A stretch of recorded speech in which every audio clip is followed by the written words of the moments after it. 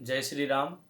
आज हमारे व्याख्यान का विषय है कि भक्ति में सामर्थ्य नहीं, भाव महत्वपूर्ण। एक पौराणिक कथा के माध्यम से हम आपको इस बात की पुष्टि करके बता रहे हैं, जिससे आपको ये संतोष हो जाएगा कि वास्तव में भाव की कितनी महत्ता है। लंका विजय के लिए नल नील के नेतृत्व में सेतु निर्माण का कार्य हो रहा था। ये हम आप सभी लोग जानते ही हैं। सारी वानर सेना नल नील के सहयोग में लगी हुई थी, हनुमान जी के दिशा निर्देशन में।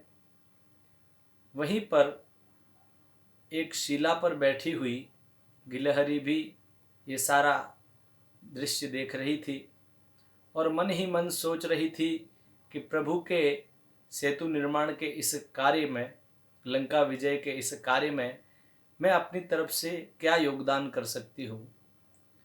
सोच ही रही थी कि तब तक उसको एक युक्ति सूझी। वह समुद्र की ओर गई और समुद्र में जाकर के उसने डुबकी लगाई।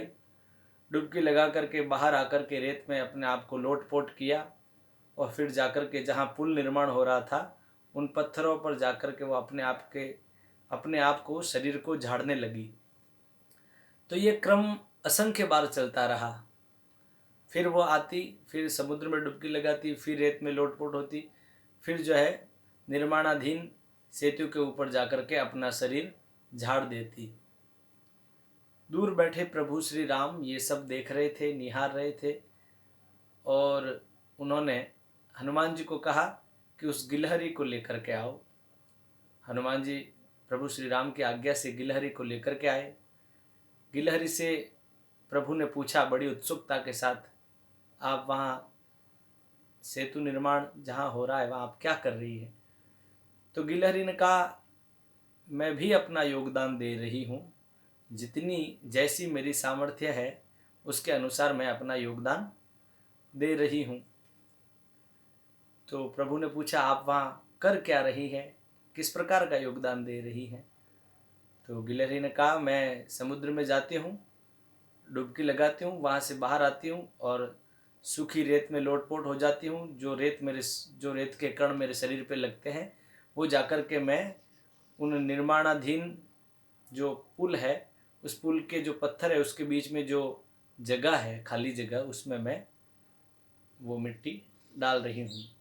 वो बोल रही है गिलहरी के, हालांकि पुल निर्माण का कार्य बहुत अच्छे से नल और नील कर रहे हैं, लेकिन मैं भी ये सामर्थ्य अपनी तरफ से जितना हो सके वह कर रही हूँ।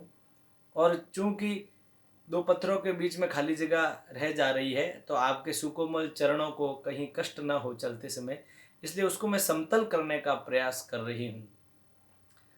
तो गिलहरी की ये बात सुनकर प्रभु श्री राम कहने लगे, उसको पुचकारते हुए, उसको सहलाते हुए, कि बात ये नहीं है कि किसी कार्य को करने का हमारे अंदर सामर्थ्य कितना है। ये बात बिल्कुल नहीं है कि किसी कार्य को करने का हमारे अंदर सामर्थ्य कितना है। बात तो यह है कि किसी कार्य को करने का हमारे भीतर भाव कितना है। नल नील और बाकी सारी वानर सेना इतने बड़े बड़े पत्थर ला रहे हैं, इतने बड़े बड़े पत्थर जो है कितनी बड़ी जगह एक साथ जो है कवर कर रहे हैं, कितनी जगह घेर रहे हैं, और सेतु निर्माण का कार्य कितना द्रुत गति से इतने बड़े बड़े योद्धा वानर सेनाओं के द्वारा हो रहा है, उसमें गिलहरी प्रयास क्या मायने रखता है। लेकिन तब से ये बात चली आ रही है, हम भी कहते हैं कोई बात में कि हम भी इसके लिए थोड़ा गिलहरी प्रयास कर लें, तो ये माना जाता है गिलहरी प्रयास। कभी अपने आप को कम नहीं आंकना चाहिए और अपनी सामर्थ्य की प्रस्तुति अपनी अपनी सामर्थ्य की प्रस्तुति देने का जहाँ अवसर आए वहाँ पर वहाँ जरूर अपनी प्रस्तुति देनी चाहिए। कोई ज़रूरी नहीं है कि हमारा प्रयास बहुत बड़ा होगा या हमारा प्रयास बहुत छोटा माना जाएगा। जैसा भी है, जो भी है, हमसे हमारी जो सामर्थ्य है उसके अनुसार जो हमारा प्रयत्न बनता है उसे हमें करना ही चाहिए। वानर सेना का प्रयास वानर सेना कर रही थी, प्रभु की सामर्थ्य के अनुसार प्रभु अपने हिसाब से वो कार्य कर रहे थे। और जैसे नरलीला में करते हैं, मर्यादा पुरुषोत्तम के रूप में उन्होंने जो जो कार्य किए, और गिलहरी ने अपने अपनी सामर्थ्य के अनुसार कार्य किया। प्रभु श्री राम कह रहे हैं वहाँ पे गिलहरी को देख करके, उसकी बातें सुनने के बाद में हनुमान जी को कह रहे कि बात ये नहीं कि किसी कार्य को करने की सामर्थ्य हमारे अंदर कितनी है या किस सामर्थ्य से हम कर रहे हैं, बात तो यह है किसी कार्य को करने का भाव हमारे भीतर कितना है।